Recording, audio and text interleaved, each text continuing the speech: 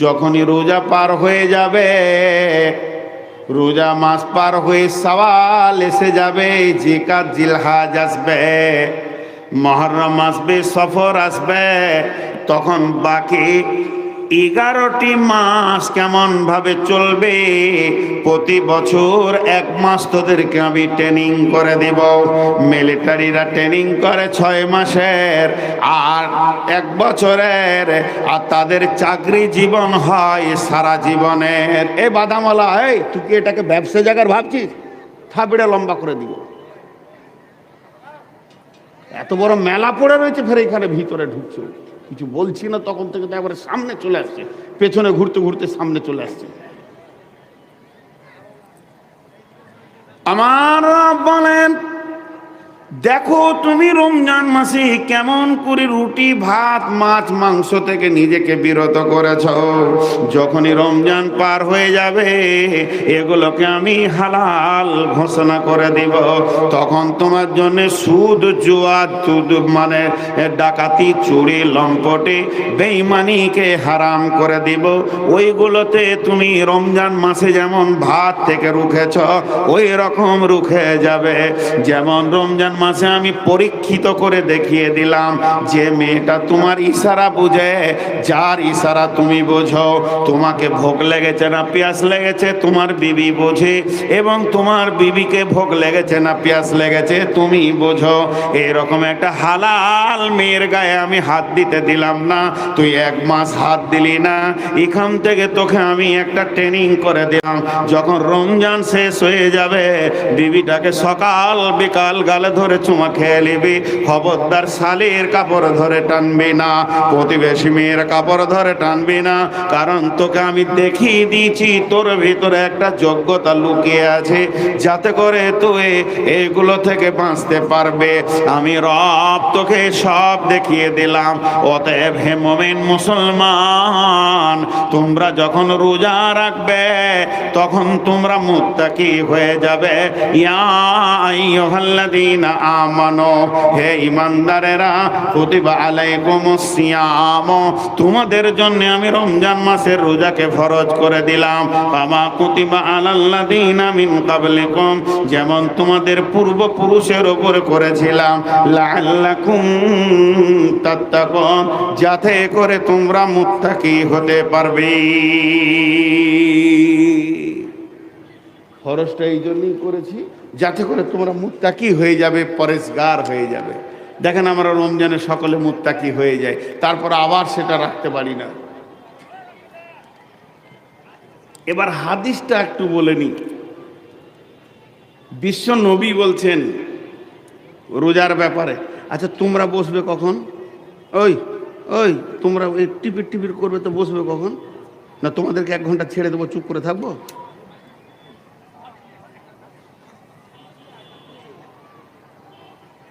ইউটিউবাররা উপকার বড় করছে, কারণ এখন বায়ান করছি অসময়ে আপনারা শুনতে পেয়েছেন, এটা খারাপ নয়, এটা কাজের কাজ হচ্ছে।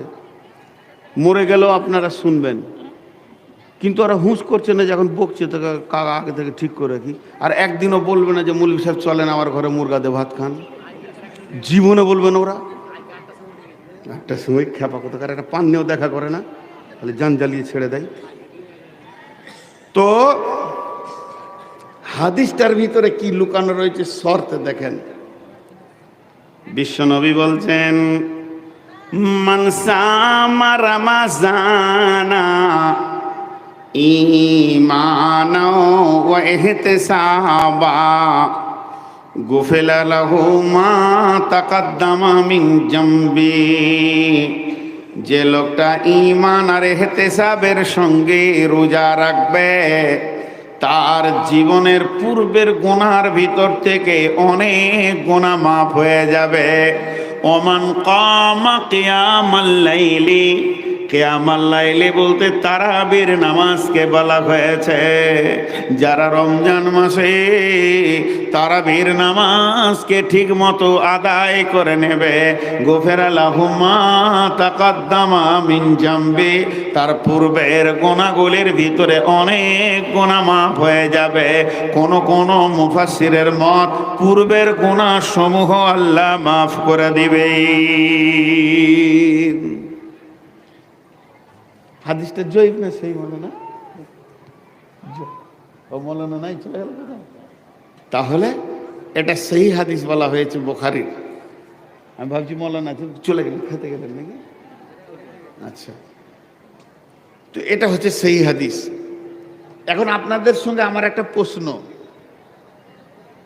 রমজান মাসে রোজা রাখবো, জীবনের গুনাহ মাপ, ভেজাল চুকে গেল, সারা বছর আবার চুরি বাটপাড়ি করবো, রোজা রেখে নেব? কথাটা বোঝাতে পারলেন কিনা?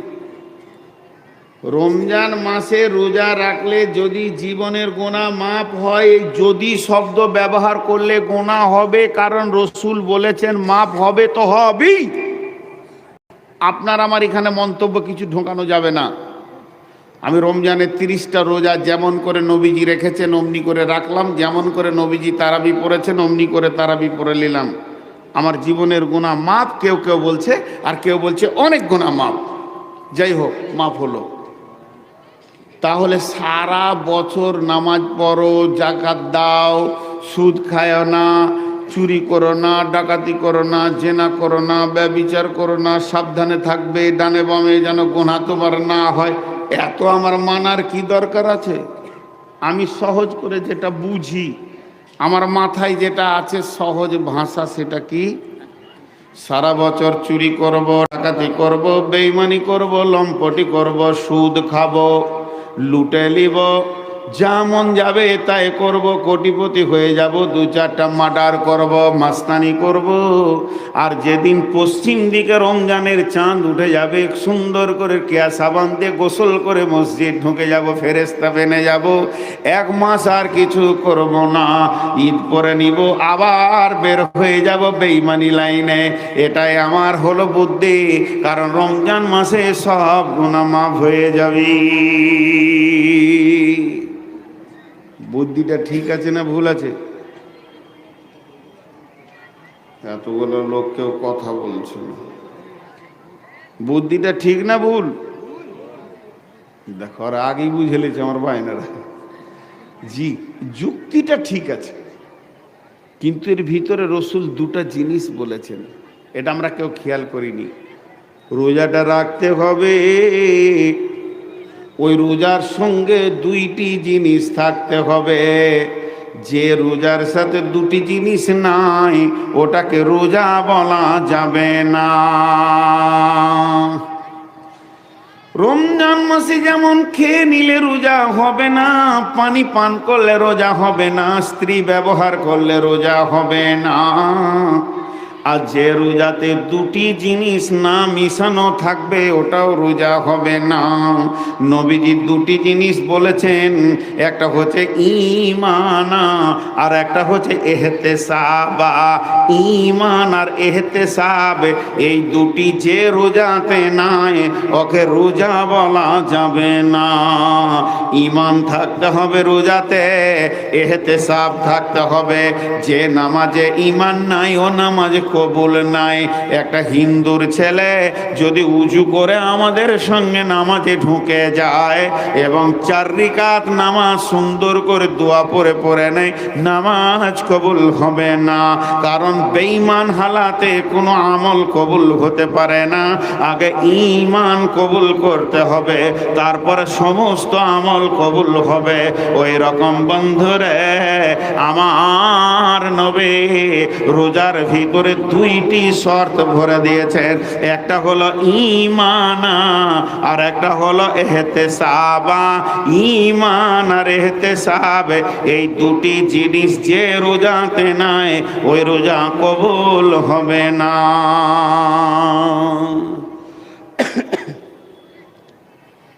একটা উদাহরণ দিচ্ছি, হাত তুলে দোয়া, এটা করা জায়েজ না না জায়েজ ওটা আমি বলছি না, এটা উদাহরণ দিচ্ছি।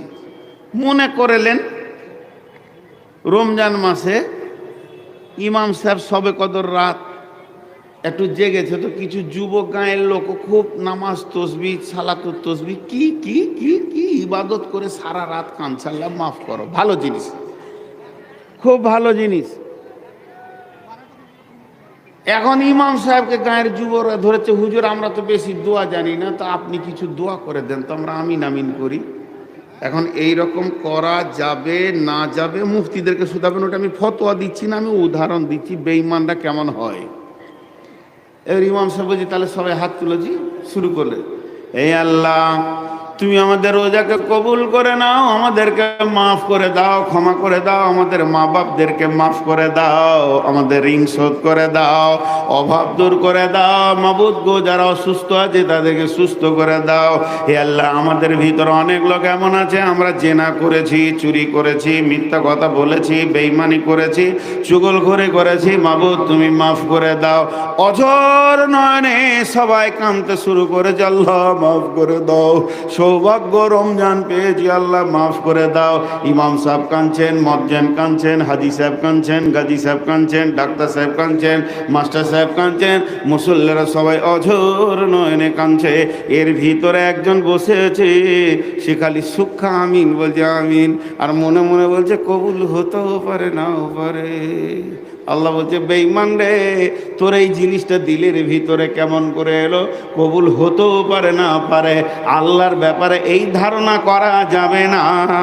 সেই হাদিসের মধ্যে আছে আমার রব বলছে বান্দা আমাকে যেমন ধারণা করবে আমি তার সাথে সেই রকম ব্যবহার করব। অতএব তোর ধারণা থাকবে আমার নামাজ কবুল হবে, আমার রোজা কবুল হবে এবং আমার জীবনের গুনাহ মাফ হবে। হাজি আমি মৌলভী সাহেব মানুষ, আরো 4-5 জন মৌলানা আমার সঙ্গে গাড়িতে বসে আছে, আর ইফতারের 20 মিনিট আগে শ্বশুর ঘর ঢুকে পড়েছি আমি, কোনো ফোন নাই কিছু নাই। তা আমার শ্বশুর আমাকে দেখে আর এই মৌলভীটিকে দেখে চমকে উঠেছে। কি করবো রে, সব দিন তো সবারই ঘরে ভালো খাবার থাকে না, তো মনে মনে করছে যে জামাই একটা ফোনও করলে না, আসলে তো আগে থেকে ব্যবস্থা করতাম। আচানক ঢুকে গেছে, আমারও ছিল না কথা ঢোকার, ঢুকে গেছে। 4টা শালা চারদিকে দৌড়লো। আমার শ্বশুর বললে একদম, এই তুই মুরগি লিয়ে আই, তুই ফল নিয়ে আই, তুই মুড়ি টুড়ি চপ পেঁয়াজি নিয়ে আই, এই তুই মিষ্টি নিয়ে আই। 4টা বহু চারদিকে দৌড়ছে, একজন থালা হাঁড়ি ধুতে লাগলো, একজন শরবত করতে লাগলো, একজন তাড়াতাড়ি করে একটা তরকারি বানাতে লাগলো, পেঁয়াজ টেঁয়াজ রেডি করছে, মুরগি আসছে, মানে কি? আর আমার শ্বশুর, আমার শাশুড়ি বুড়ি মানুষ, সেও একটা বটি নিয়ে বসে পড়েছে, আর আমার শ্বশুর খালি বারান্দায় পাইচারি করছে আর বলছে উফ কি করে সম্মান রাখি রে কি। তার মানে আমার আগমনে, আমার বন্ধুদের আগমনে আমার শ্বশুর বাড়ি যেটা স্থির হয়ে তারা বসেছিল হঠাৎ চঞ্চল হয়ে গেল, দরাদরি লেগে গেল। তাহলে তারা আমাকে কত ভালোবাসে। সেই লোকগুলি তো বসে বসে গল্প করছে না, ভাই কিছুই তো ব্যবস্থা করতে পারলাম না, খালি ঘন ঘন বলছে, তা তো নয়। তারা বাইক নিয়ে বেরিয়ে গেল, নিশ্চয়ই তারা ব্যবস্থার জন্য বেরিয়ে গেছে। আর এই অবস্থায় আমি হেড মৌলানাকে বলছি আমতলার, হুজুর এমন ঘরে বিয়ে হয়েছে খেতে দিতেও পারে না পারে, এটা যদি আমার শ্বশুরের কানে পড়ে যায় তাহলে আমার শ্বশুরের কলিজাটা খান খান হয়ে ফেটে যাবে। বলবে রে বেঈমানের বাচ্চা, তোর আগমনে আমার 4টা ছেলে চারদিকে বেরিয়ে গেছে, আমার বৌমারা পাগল হয়ে গেছে, আমার বিবিটাও পাগল হয়ে গেছে। এই অবস্থায় তোর মনে এটা ঢুকলো কি করে, খেতে দিতেও পারে না পারে। অতএব বন্ধুরে, পৃথিবীতে যখন রমজানের আগমন ঘটে তখন আসমান জগৎ তোলপাড় লেগে যায়, জান্নাতকে সাজানো হয়, জাহান্নামের দরজায় তালা মেরে দেওয়া হয়, বা শয়তানকে বন্দী করে দেয়া হয়। গোটা আসমান জগৎ ফেরেশতা জিবরাইল মিকাইল যেন দরাদরি লেগে গেছে। আমার রব বলে, রে আমার গোলাম ফেরেশতা, আমার সামনে গুনার দপ্তরগুলো নামিয়ে দে আমার গোলামদের। আমার গোলামরা রোজা রাখবে আর আমি গোটা মাস তাদের মাফ নিয়ে ব্যস্ত থাকবো রে। আমার আল্লাহ মাফের জন্য নতুন কেবিন তৈরি করে দিয়ে ব্যস্ততায় পড়ে যায়। আর এই অবস্থায় যদি কোনো গোলাম মনে করে আমার রোজা কবুল হতে পারে না পারে, এর মতো বড় বেঈমান আর পৃথিবীতে হতে পারে না। আমার আল্লাহর দিলে অনেক চোট লেগে যায়। গোলাম রে, তোর মাফের জন্যই আমার এত বড় আয়োজন, আর তোর দিলের ভিতরে কেন এত নোংরা কথাটা ঢুকে রয়েছে, এটাকে তুই দিল দিয়ে সাফ করে দে। এর জন্য বিশ্বনবী বলছেন, যখন রমজানের আগমন ঘটে যায় তখন জেনে লাও আল্লাহর মাফের আগমন ঘটে যায়। অতএব তুমি ঈমানের সঙ্গে রোজা রাখবে। ঈমানটাকে সারা বিশ্বের কার রোজা কবুল হলো আর না হলো এটা আমার দেখার দরকার নাই। আমার রোজাটা কবুল হবেই, এটা 100% বিশ্বাস রেখে তুমি রোজা শুরু করে দাও। আমার রবের নবী বলছেন তোমার পূর্বের গুনাহ মাফ হয়ে যাবে।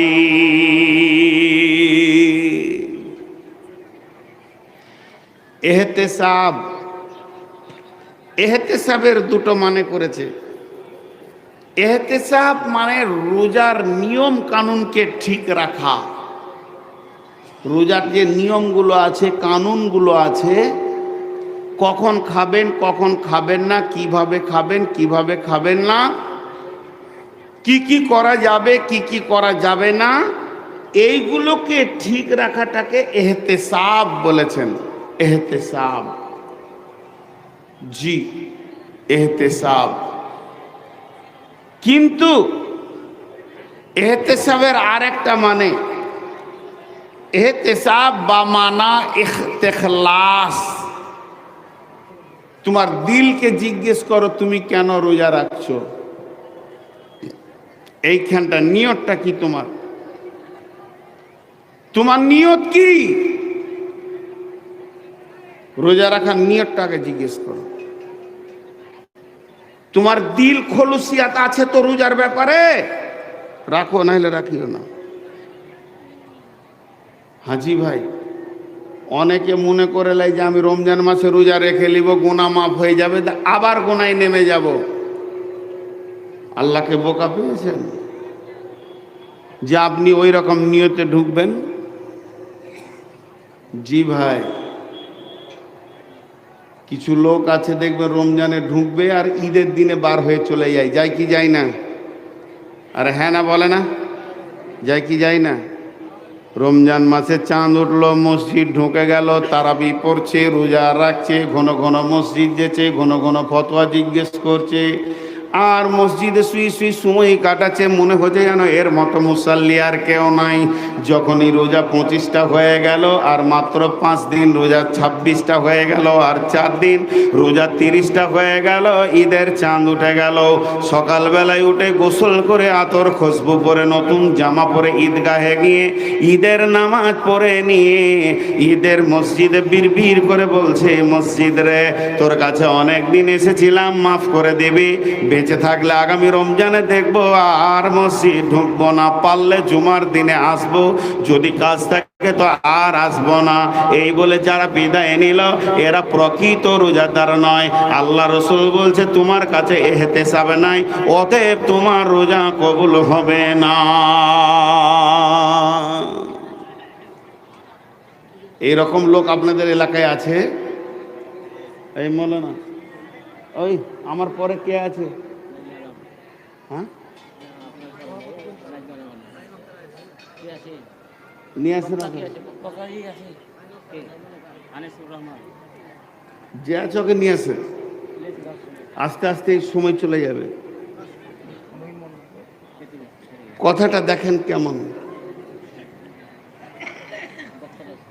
আমার ওধার থেকে ফোন আসছে, সরাসরি বলে দিচ্ছি ভালো কথা, চাপ দিয়ে দিয়েছেন। আমি একদম 9:30 বাজবে তো উঠে হাঁটা দিব, তখন বলবেন না যে কেন মাইক ছেড়ে দিয়েছেন। তার আগে বক্তা নিয়ে আসেন। এই জায়গাটা 1 মিনিট বোঝেন, একটা উদাহরণ দিব। উদাহরণ, আরে ভাই আপনারা আপসে কথা বলিয়েন না। আমার আজকে প্রকৃত জালসা হচ্ছে শ্যামুলতলা, ফারাক্কার ওই পারে শ্যামুলতলা মাদ্রাসার জালসা। প্রায় 11 মাস আগে ডেট নিয়েছে, এনারা ডেট চেঞ্জ করে খুব চাপ সৃষ্টি, সন্ধ্যার সময়ও আসেন। আর এখন আমার শরীর চলছে না, লোক ভাববে যে 2টো করে জালসা করে ইনকামে নেমেছে। তারপরে আমার আগে মাগরিব পর একটা বাচ্চা ছেলে মোরগের বাং মারছিল, ওকে যদি পাই তো ওকে আমি খানিক গিলে খাবো। মাইকে উঠে একটা বাচ্চা ছেলে আজে বাজে কথা বলছে, এগুলোকে মাইকে দেন কেন? মাইকে কথা বলতে গেলে তার ভারসাম্য থাকতে হবে। তো মান সম্মান রেখে আসলেও বিপদ, বললে মা মার খাবে, না বললে বাপ বিড়াল খাবে, এই অবস্থা হয়ে গেছে। হাতে পায়ে ধরে নিয়ে আসছে, আবার উল্টো কথা শুনতে হচ্ছে যে 2টো জালসা করে ইনকাম করে। ওগুলো কথা বাদ দেন। কারণ আমি যেটা বলছি এহতেসাবের একটা উদাহরণ দিচ্ছি। টিউ দেখেছেন? সাইকেলের টিউ, টিউ দেখেনি গো? আপনার একটু মুখ খুললে ভালো লাগে, বাংলাদেশের লোক মুখ খুলে তো ভালো লাগে। সাইকেলের টিউ দেখেছেন না? তো টিউয়ের একটা নজেল আছে, ওই নজেলে পাম্পার সিরিঞ্চির ভোলপিনেরটাকে লাগিয়ে দিয়েছে টিপে, যে পাম্প করছে। ওই ফাঁস ফাঁস 2 ঘন্টা পাম্প করছে, কিন্তু পাম্প হচ্ছে না। তো ঘেমে ক্লান্ত হয়ে ঘাম ফেলে বসে আছে। এমন সময় এক মুরব্বী হেঁটে আসছে, বলছে দাদু পাম্প যে হয় না। বলে কেন রে? তো জোরে জোরে কর। তো জোরে মারছে, তো ফুস। তো দাদু লাঠি করে বলছে তোর টিউ যে কাটা রে, 1 ইঞ্চি কাটা আছে, বেশি লয়। টিউটা নতুন, 1 ইঞ্চি কাটা কি করে আছে? ও নিজে কেটেছে, এমনি কাটা আছে, ও দেখেনি তা লয়। টিউটা নতুন টিউ, ও টিউটা কেনার পর আবার বিসমিল্লাহ বলে কেটেছে, বিসমিল্লাহির রহমানির রহিম, 1 ইঞ্চি কেটে দিয়েছে, তারপরে পাম্প করতে লেগেছে। ছেলেটা বৈজ্ঞানিক হবে কি হবে না বলেন? এতগুলো লোক কি বলে? ওর দাদু বলছে তোর যা বুদ্ধি রে, তুই বৈজ্ঞানিক হয়ে যাবি, সরকার তোকে খুঁজছে, গবেষণায় লাগাবে। টিউ কেটে দিয়ে পাম্প করিস তুই? কথাটা বোঝাতে পারলাম? টিউ কেটে দিয়ে পাম্প করলে পাম্প হবে? জোরে বলেন, হবে? কতদিনে হবে? যদি সূরা ইয়াসিন পড়ে পাম্প করে। টিউ কেটে দিয়ে যদি কেউ পাম্প করে, 1 দিনে হবে না, 2 দিনে হবে না, 1 বছরে হবে না, 20 বছরে হবে না, সারা জীবন হবে না। যদি কালাম পাকের তেলাওয়াত করতে করতেও পাম্প করে হবে না, ক্লান্ত হয়ে মরে যাবে, তাও টিউ পাম্প হবে না। অতএব যে লোকটি রোজার প্রথমে ঢুকে আর নিয়ত করে লাই 30 রমজানের পর আর মসজিদে থাকবো না, ওই লোকটা কাটা টিউয়ে পাম মারছে, একটাও রোজা কবুল হবে না। এর জন্য নবীজি বলছেন ওই হেতে সাহাবা, তুই ওই মসজিদে ঢোকার আগে নিয়তটাকে ঠিক কর। বামানা ইখতিলাস, যেদিন 30টা রোজা হবে সেদিন মসজিদ থেকে বেরিয়ে যাবে, আর কুত্তার লেজ যেমন ছিল আবার ওই রকম তুই হয়ে যাবে। এই নিয়তে যদি তুই মসজিদে ঢুকেছিস, তাহলে তোর একটা রোজা কবুল হয়নি, বরং তুই কাটা টিউয়ে পাম করে চলে যাচ্ছিস, পাগল। ওই লোকটা রোজা কবুল হবে যে লোকটা নিয়ত করবে, মাবুদ আমার নসিব ভালো যে আমার মওত হয়ে যায়নি, আমি এত গুনাহ করেছি আকাশ পর্যন্ত ঠেকিয়ে দিয়েছি, হে মাবুদ আমার গুনাহ মাপ, আমার গুনাহ এত বেশি হয়ে গেছে যে আকাশ চুম্বি হয়ে গেছে। অতএব মাবুদের আমার নসিব ভালো যে আমি রমজানকে পেয়ে গেছি, অতএব আল্লাহ তুমি মাফ করে দাও, আর ওই গুনহার দিকে 2 বার যাব না। রোজা আমাকে মসজিদে ভরেছে, আর আমি রোজার পর মসজিদ থেকে বের হব না। হে মাবুদ এটা আমার বড় নসিব, আমি মসজিদ পেয়েছি, আল্লাহ পেয়েছি, আর মসজিদ থেকে বের হব না। নবীজি বলছেন হে উম্মত তুমি নিশ্চিত হয়ে যাও, তোমার বিগত জীবনের গুনাহ মাফ হয়ে গেছে।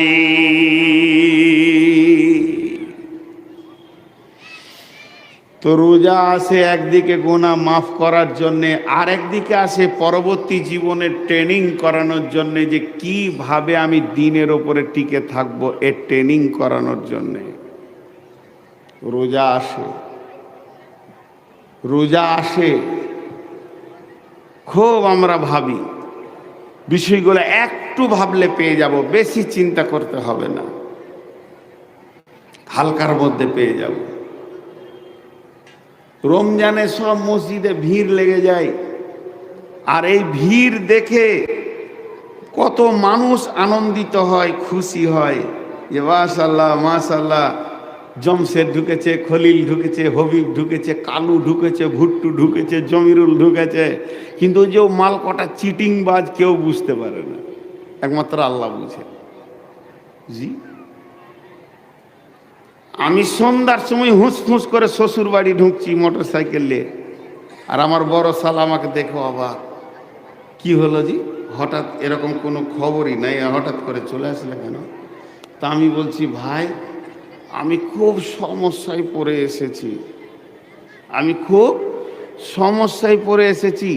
রোড সাইডে আমার বাড়ির সামনে একদম 3 কাটা 4 কাটা জায়গা বিক্রি হচ্ছে, 4-5-এ 20 লক্ষ টাকা আমার সঙ্গে কথা হয়ে গেছে, আর লোক ওটা 6 লাখ করে দিয়ে দাঁড়িয়ে আছে।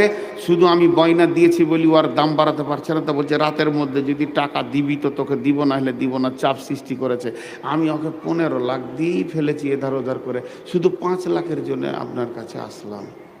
টাকা আমার আছে ব্যাংকে, কিন্তু এখন রাতে যাব কোথা? কালকে আবার শনিবার হাফ ব্যাংক, পরশু দিন ছুটি। তো তোমাকে আমি কথা দিচ্ছি ভাই, শালাকে বলছি, ভাই তোমাকে কথা দিচ্ছি, একদম সোমবার দিন টাকা তুলে তুমি না থাকলে ভাবির হাতে দিয়ে যাব। পাক্কা ইমানদারি কথা বলছি, মৌলবি সব মানুষ লম্বা পাঞ্জাবি টাঞ্জাবি পরে, এটা মুখে বলছি, আর ভিতরে কি বলছি জানেন? শালা খালি টাকা দিয়ে দেখ, 20 বছর তোর গোষ্ঠীকে ওদিকে পা দিতে দিব না, তোর বহিন আছে আমার কাছে, কি চাইলি? ও বুঝতে পারলে না, টাকা দিয়ে দিলে ফেসে গেল। এরকম করে শালাকে ভাসানো সম্ভব, শ্বশুরকে ফাঁসানো সম্ভব, বন্ধুকে ফাঁসানো সম্ভব, গাঁওয়ালাকে ফাঁসানো সম্ভব, কিন্তু আমার রবকে ফাঁসানো সম্ভব নয়।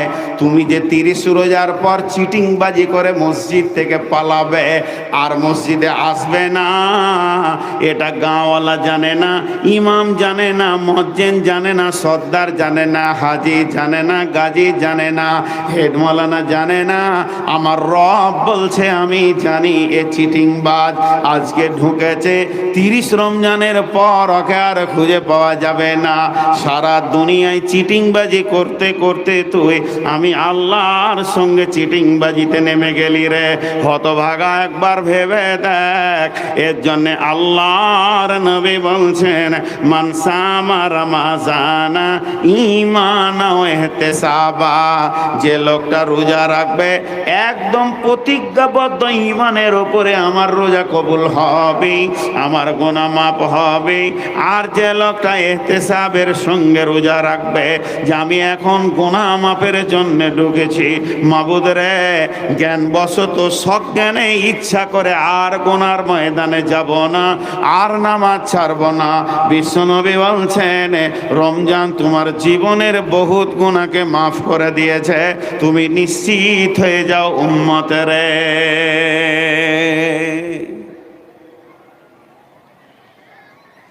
আমরা রমজান মাসটাকে খালি জানি রোজার মাস, ওইটাই প্রচলন বেশি হয়ে গেছে।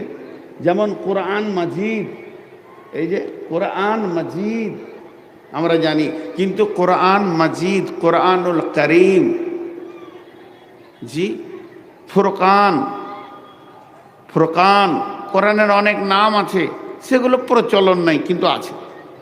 তো রোজার মাসের আরো নাম আছে, এই মাসটা রমজান মাস, এই মাসটা মাগফিরাতের মাস, এই মাসটা রহমতের মাস, এই মাসটা ইসলামের প্রথম জিহাদের মাস। বদরের প্রথম যুদ্ধ রমজান মাসে হয়েছিল। এই মাসটা প্রথম ওহী এসেছিল, হেদায়েতের মাস। এটা নজুলে কোরআনের মাস, এটা হেদায়েতের মাস, এটা নূরের মাস, এটা জ্যোতির মাস, এটা মানুষের পরিবর্তনের মাস। অনেক রকম রমজান মাসে কাজ আছে। এই মাসটা আল্লাহ তাবারাক ওয়া তাআলা রহমতের মাস হিসেবে পৃথিবীতে পাঠিয়েছেন। অতএব আমাদের সামনে আসতে রয়েছে আর কটা দিনের পরে রোজা।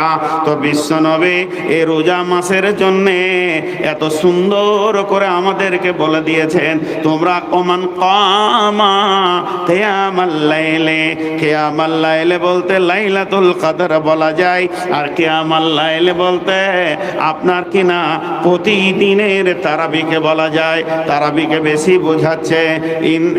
ইন্না আনজালনাহু ফি লাইলাতিল কদরি ওয়া মা আদরাকা মা লাইলাতুল কদরি, লাইলাতুল কদরি খায়রুম মিন আলফি শাহর, তানাজ্জালুল মালাইকাতু ওয়ার রূহু ফিহা বিইذনি রাব্বিহিম মিন কুল্লি আমর, সালামুন হিয়া হাত্তা মাতলাইল ফজর। হাজার মাসের থেকেও ভালো। ইসলামের সওদানি আসলো ধারায় রমজান, ভোরের আগে নিয়ত বান্ধ, ভুল করো না মুসলমান। ইসলামের সওদানি আসল ধারায় রমজান, ভোরের আগে নিয়ত বান্ধ, ভুল করো না মুসলমান। রমজানের 30 রোজা মাফ হবে তোর গুনার বোঝা। রমজানের 30 রোজা মাপ হবে তোর গুনার বোঝা। মাসুম শিশুর মতো আল্লাহ জীবন তোমায় করবে দান। ইসলামের সওদানিয়ে আসল ধারায় রমজান, ভোরের আগে নিয়ত বান্ধ, ভুল করো না মুসলমান।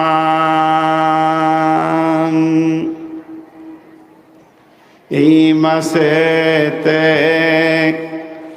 একটি রাত্রি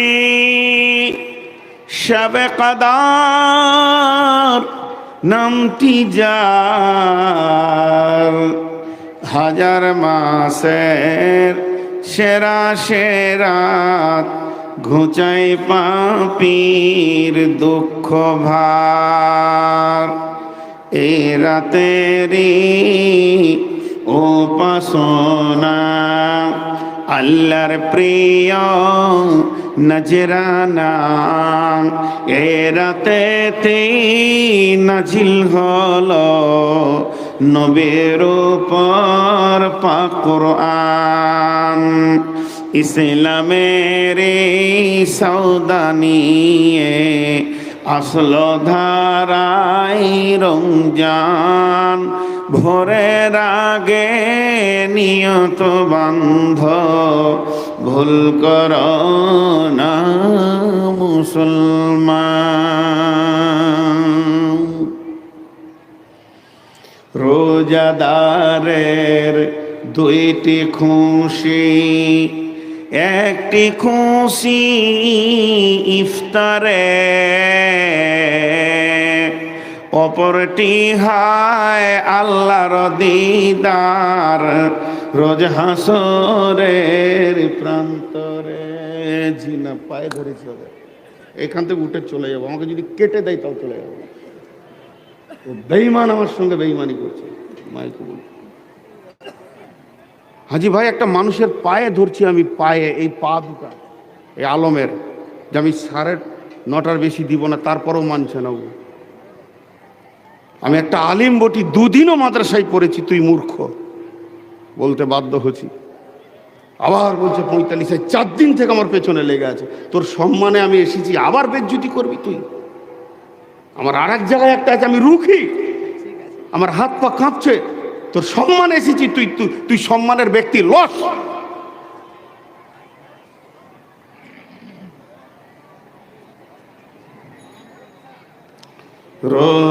রোজাদারের দুইটি খুশি, একটি খুশি ইফতারে, অপরটি হায় আল্লাহর দিদার রোজ হাসরের প্রান্তরে। এত সুন্দর মধুর ডাকে যে জন সদা লুকিয়ে থাকে, রোজ হাসরে কানবে সেদিন, পাবে না কো আল্লাহর দান। ইসলামেরি সওদা নিয়ে আসলো ধরাই রমজান, ভোরের আগে নিয়ত বন্ধ ভুল করো না মুসলমান।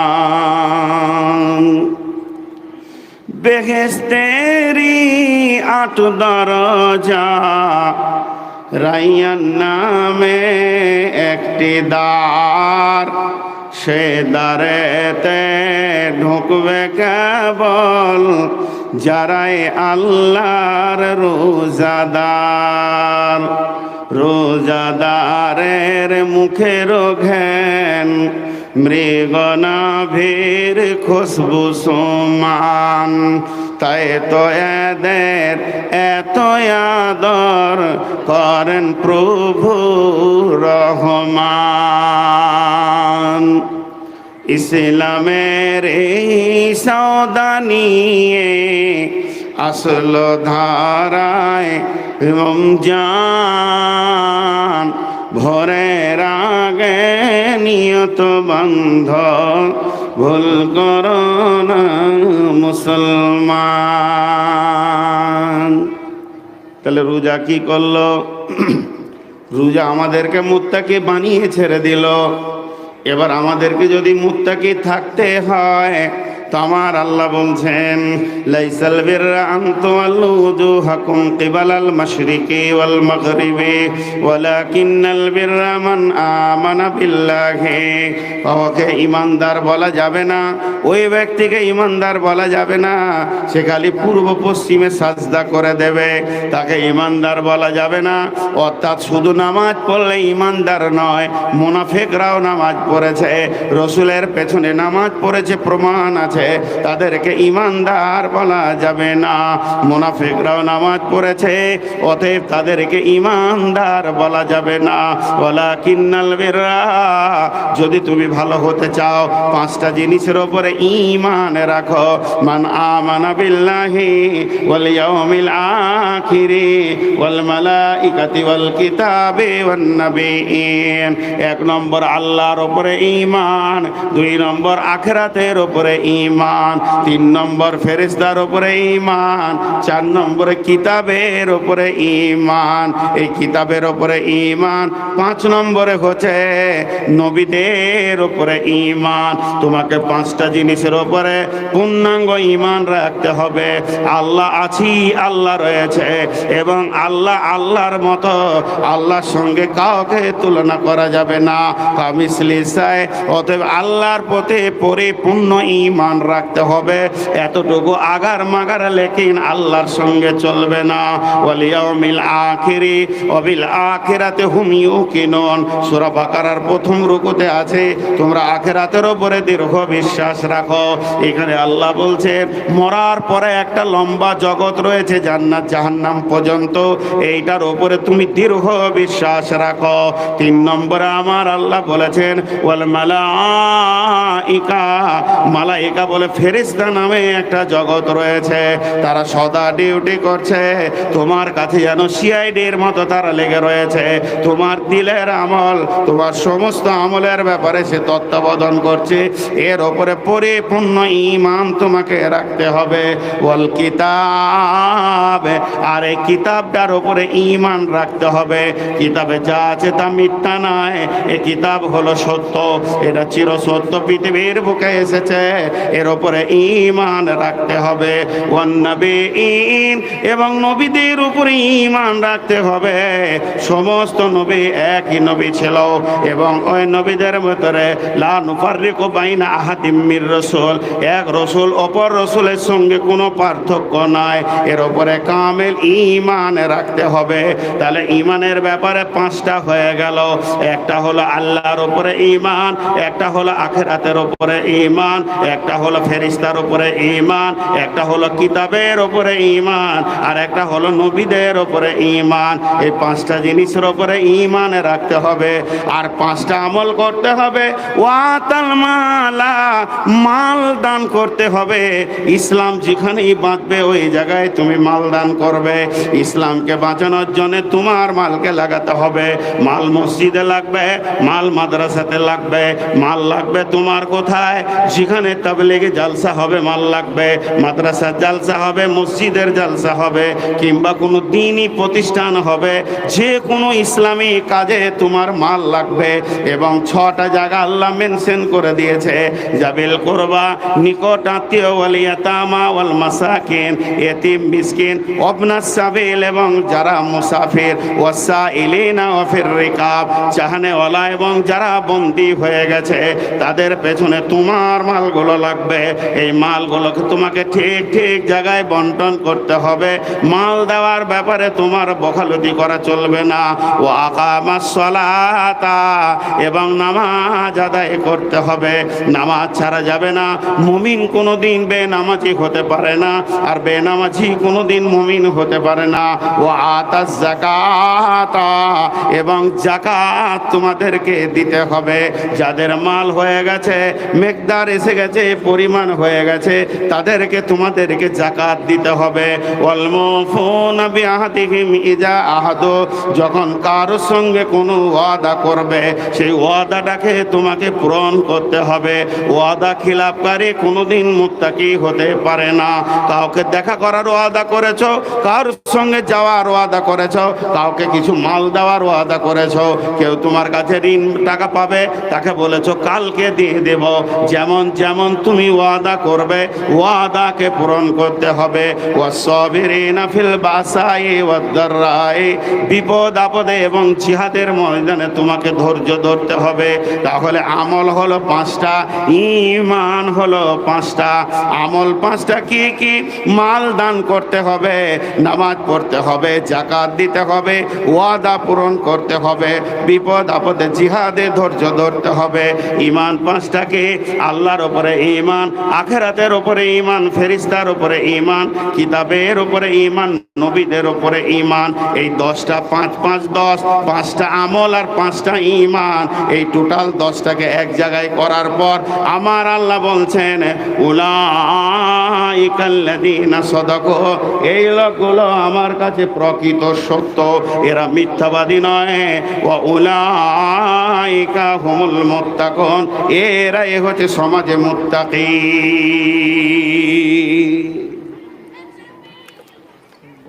হে আল্লাহ, টোটাল বক্তব্যটা 2 মিনিটে বলবো। শুরু থেকে এই পর্যন্ত যা আমি বলেছি, মুত্তাকি আমাদেরকে হতে হবে। আর জান্নাতে যতগুলো গ্রুপ যাবে, শহীদ, সোহাদা, সলেহিন, সাবিরিন, মুমিন, মুত্তাকি, তাই মুত্তাকিটাকে আল্লাহ স্পেশাল কোটায় কিছু জায়গায় রেখেছেন। যেমন বলেছেন ইন্নালিল মুত্তাকিনা মাফাজা, আবার ইন্নালিল মুত্তাকিনা মাফাজা, আরো যেমন বলেছেন জালিকাল কিতাবুল লা রাইবা ফীহি হুদাল লিল মুত্তাকিন, আমার কিতাবের পূর্ণ হক এবং বুঝতে পারবে মুত্তাকিরা। এইভাবে কোরআনে অনেক কথা বলেছেন, মুত্তাকিদের ফার্স্ট কোটা রেখেছেন। তা সেই আল্লাহ তাবারাক ওয়া তাআলা বলছেন মুত্তাকিটা আমি এত বেশি গুরুত্ব দিই যে আমি মানুষকে মুত্তাকি বানিয়ে নিই, আমি মানুষকে মুত্তাকি বানিয়ে নিই। মানুষ মুত্তাকি হতে না চাইলেও আমি মানুষকে মুত্তাকি বানিয়ে নিই।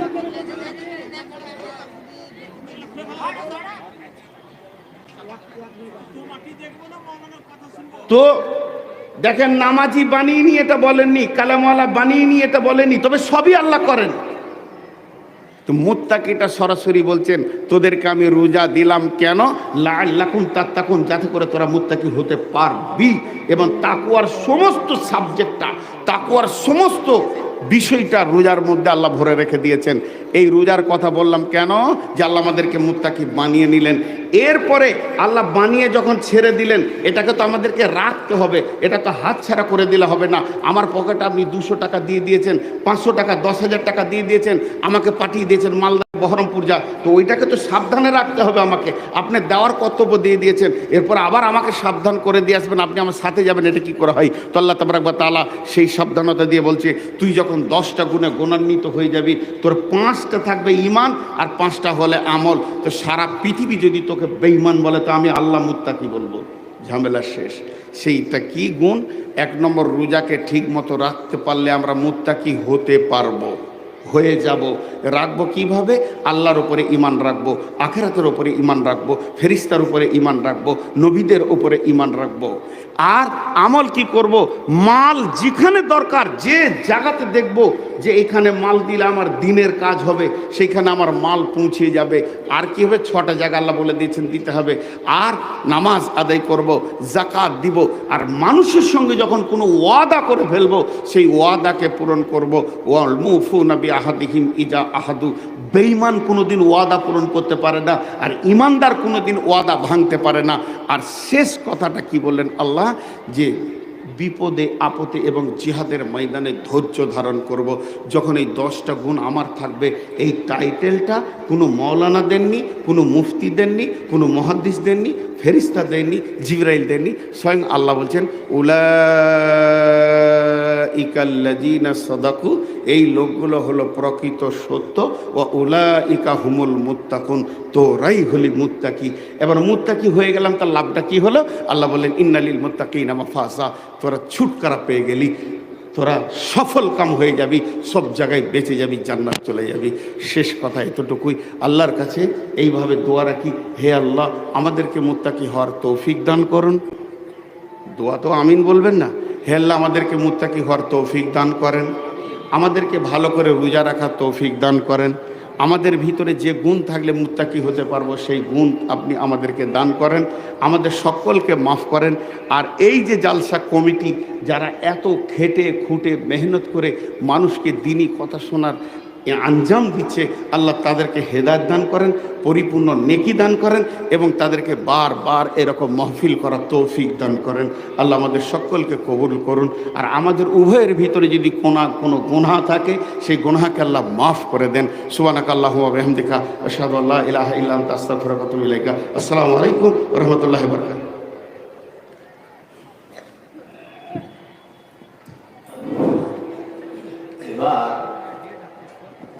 আমার পাশে বসে আছেন আপনাদের এমএলএ সাহেব, আমার মিত্র মইনুল হক, ওখানে বসে আছেন। তো অল্পক্ষণ 5 মিনিট মতো কিছু বলবেন, 5 মিনিট মতো কিছু বলবেন। তারপরে বাংলাদেশি আপনাদের প্রধান বক্তা বা প্রধান অতিথি হিসেবে আনিসুর রহমান সাহেব এটার পরে আপনাদের সামনে আসবেন।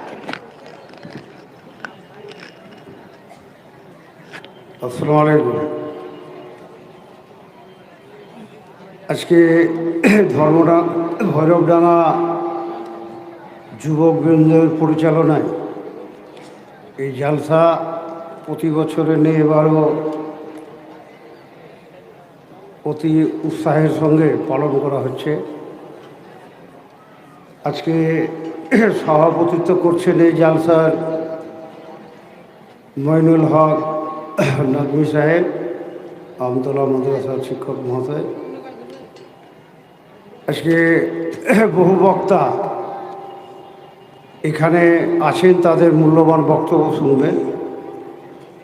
আমি এখানে হাদিস কোরআন নিয়ে বলার মতো অধ্যত্ত আমার নেই। আমি শুধু